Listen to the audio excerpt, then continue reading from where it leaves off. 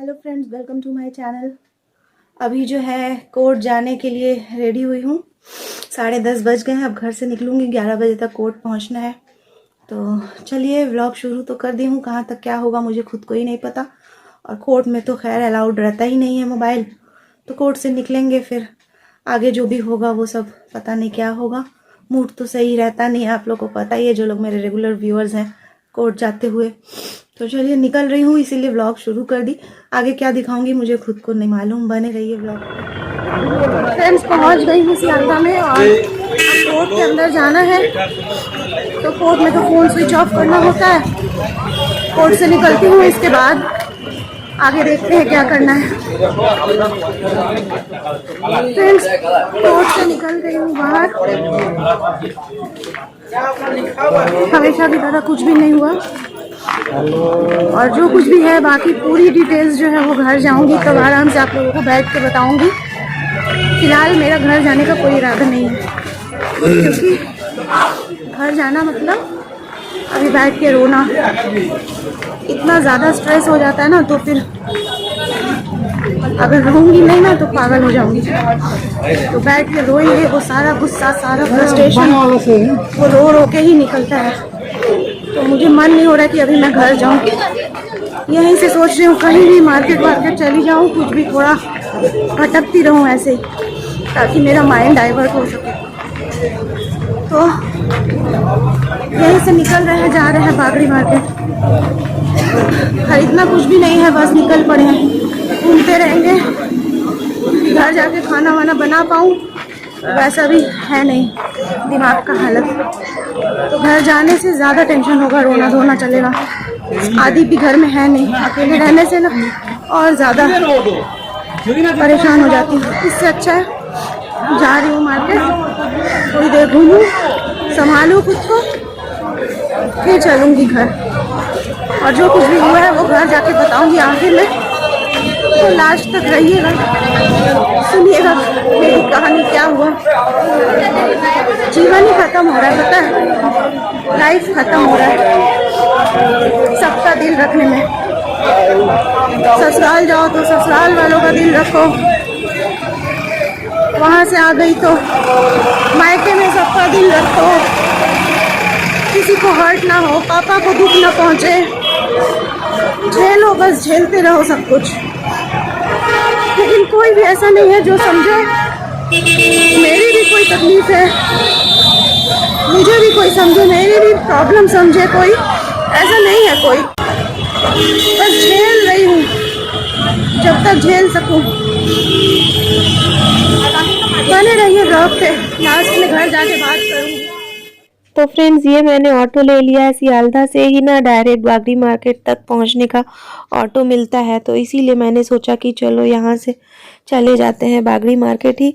थोड़ा देर बाहर रहना भी ना ठीक लगता है, कि लगता है आसपास लोग हैं, इतने सारे लोगों की भीड़ भी कभी कभी ज़रूरत होती है। और घर जाओ तो बस वही अकेले दम घुटता है। ये सारी चीज़ें जब किसी से शेयर भी नहीं कर पाओ ना तो अच्छा नहीं लगता है कुछ भी मन में। और ये देखिए ऑटो से उतर गए हैं, बागड़ी मार्केट के करीब पहुंच चुके हैं। बस थोड़ी दूर पैदल ये गली क्रॉस करके जाते ही बागड़ी मार्केट आ जाएगा। तो चलते हैं घूमते घामते, बस यूं ही पैदल पैदल ना बहुत ज़्यादा आज चलना हो गया है। तो बागड़ी मार्केट जब आई थी, ऐसे तो कुछ शॉपिंग करनी नहीं थी, तो सोची जब आई हूँ तो मुझे ध्यान आया कि हैंगर की ज़रूरत है घर में। मतलब 2-3 ही हैंगर मेरे पास था, वो भी टूट गया है, क्योंकि उसमें ना ज़्यादा ओवरलोड मैं साड़ियाँ टांग देती हूँ एक ही हैंगर में 2-3, बस इसी वजह से प्लास्टिक का था, टूट गया था। तो सोची चलो 1 दर्जन हैंगर खरीद लेंगे। और साथ में मुझे ना एक बड़े साइज का प्लास्टिक का डब्बा भी चाहिए था। मतलब मेकअप का इतना सारा सामान हो जाता है ना, ये शॉर्ट्स वॉर्ट्स बनाने के चक्कर में बहुत सारी चीज़ें, मेकअप का हुआ या फिर ईयरिंग वगैरह हुआ, ऐसी काफ़ी सारी चीज़ें हो जाती है इकट्ठी। तो एक बड़ा सा डब्बा होगा ना तो सारी चीज़ें उसी में आ जाएंगी, इसीलिए एक बहुत बड़े साइज़ का डब्बा खरीदने का प्लान था, जो कि आगे आप लोग देखेंगे ही मैं खरीदूंगी। और इस बार ना हैंगर जो है देखी कई तरह की, एल्युमिनियम का मिल रहा था, प्लास्टिक का मिल रहा था, इसके अलावा स्टील का मिल रहा था, सबका अलग अलग प्राइस था। लेकिन मैंने सोचा कि फिर से मैं तो करने वाली हूँ वही काम कि मतलब एक ही हैंगर में ना 2-3 साड़ियाँ मैं डाल देती हूँ, क्योंकि बहुत सारी साड़ियाँ रहती है ना तो हो नहीं पाता है एक साड़ी अगर एक हैंगर में डालो।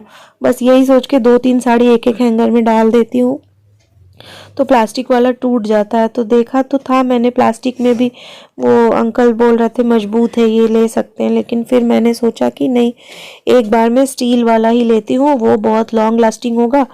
तो फिर प्लास्टिक का और एल्युमिनियम वाला देख के भी मैंने आखिरकार स्टील का लिया। और इसके बाद जो एक बोल रही थी ना बड़े साइज का डब्बा चाहिए, ये देखिए ये दुकान में आ गई हूँ, यहाँ से एक बिग साइज का डब्बा ले ली, जो कि ये देखिए पैक हो रहा है मेरा।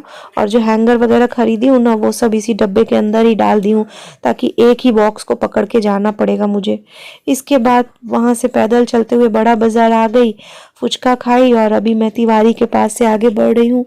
तो थोड़ी चाय पीने की भी इच्छा हो रही थी कि कहीं बैठ के चाय पीऊँ। तो बस तिवारी के बगल में ही बापू टी स्टॉल है, बढ़िया चाय वहाँ मिलता है, तो वहीं जाके मैंने एक कप चाय लिया। बाकी कुछ भी नहीं खाई थी क्योंकि भूख भूख लगी नहीं थी, सच कहो तो दिमाग का ठिकाना ऐसे ही नहीं था। तो बैठ के बस एक कप चाय ही पी हूँ।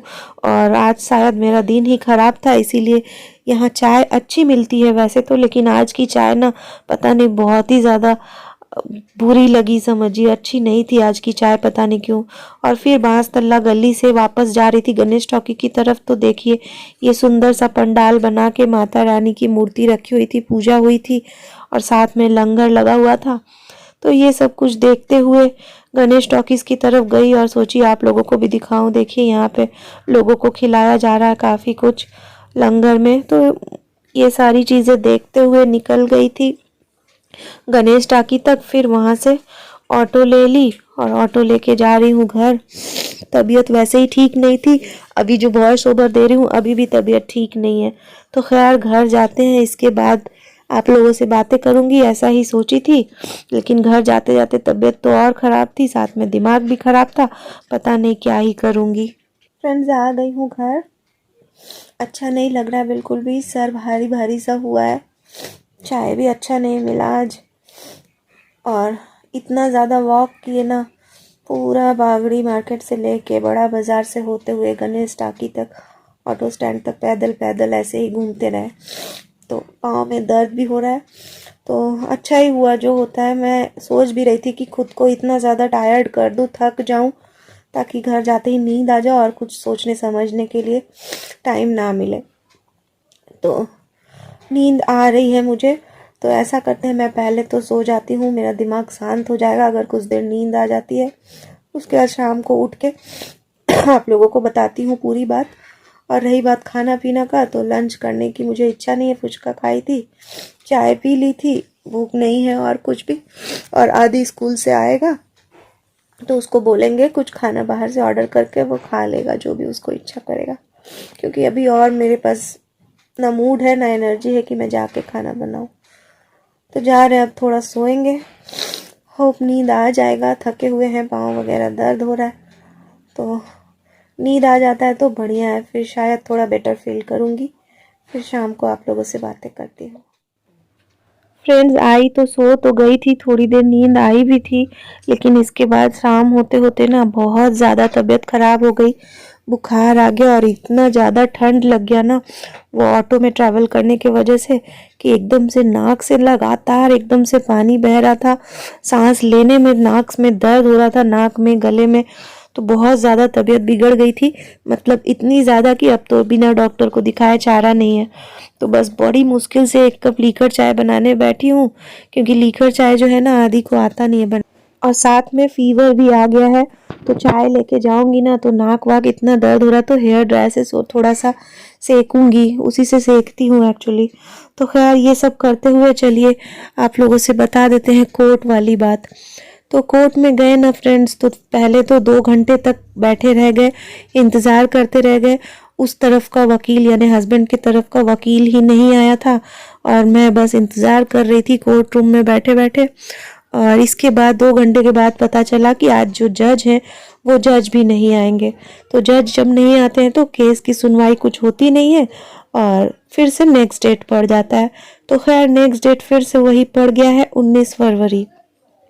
तो अब फिर फरवरी में जाएंगे कोर्ट।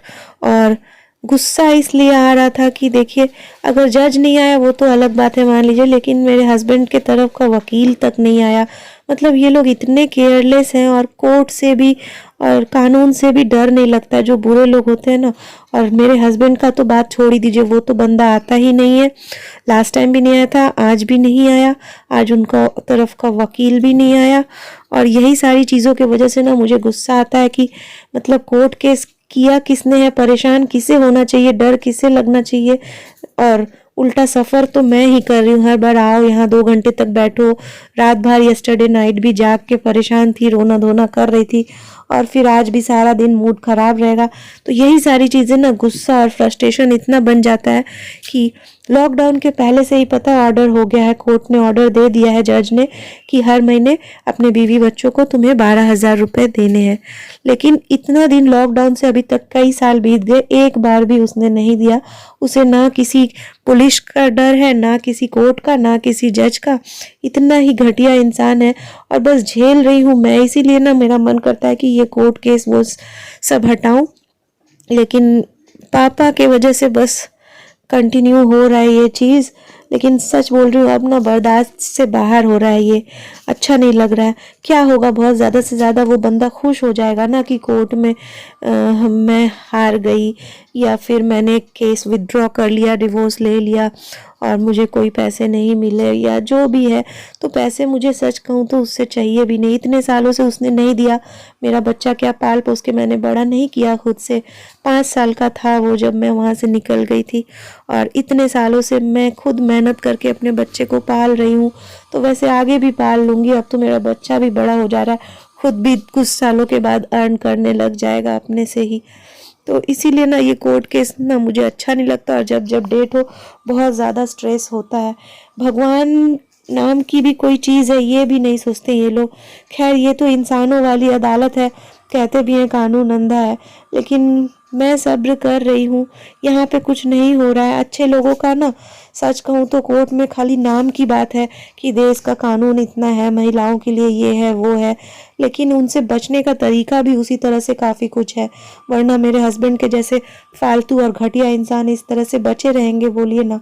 7-8 साल से केस चल रहा है, कुछ भी नहीं हो रहा है, बस झूल रहा है केस, आता भी नहीं है उसे, किसी चीज़ का डर तक नहीं है। इतना ही घटिया इंसान है। खैर अच्छा इंसान होता तो ये सारी चीज़ों की नौबत ही नहीं आती। जब मैं वहाँ थी तभी वो अच्छे से अपनी बीवी बच्चों की देखभाल करता। और क्या ही बोलेंगे, खुश भी वो होता होगा, ये सारे व्लॉग्स ना वो देखता होगा मैं जानती हूँ, और देख के खुश होता होगा कि मैं परेशान हो रही हूँ। मैं हर कोर्ट केस के दिन में इस तरह से बीमार हो जाती हूँ, टेंशन होता है, रोती हूँ, और वो नहीं आता है तो उसे बड़ा मज़ा आता होगा ये सारी चीज़ें देख के। लेकिन उसके लिए एक बात यही कह दूँगी, ये इंसानों वाली अदालत है। भगवान की अदालत के अंदर जिस दिन पहुँचोगे ना, एक दिन तो मरना है। मर के जब ऊपर जाओगे और वहाँ जब खड़े रहोगे ना, तो पैरों के तले जमीन नहीं मिलेगी खड़े होने को तुमको। बस सब्र मैं कर रही हूँ, भगवान सब्र नहीं करेंगे, देख लेना। अंदर से जो ये आह निकलती है ना, ये कहीं नहीं जाएगी। लेकिन खैर किसी के लिए बुरा बोलना भी नहीं चाहिए। जो भी है फ्रेंड्स, अब मुझे झेलना है। 1-2 दिन मैं थोड़ा डाउन ही रहूँगी इसी तरह। कल मिलती हूँ दूसरे व्लॉग में। आज और क्या ही बताऊँ, बस तबीयत बहुत ज़्यादा बिगड़ी हुई है। Bye bye.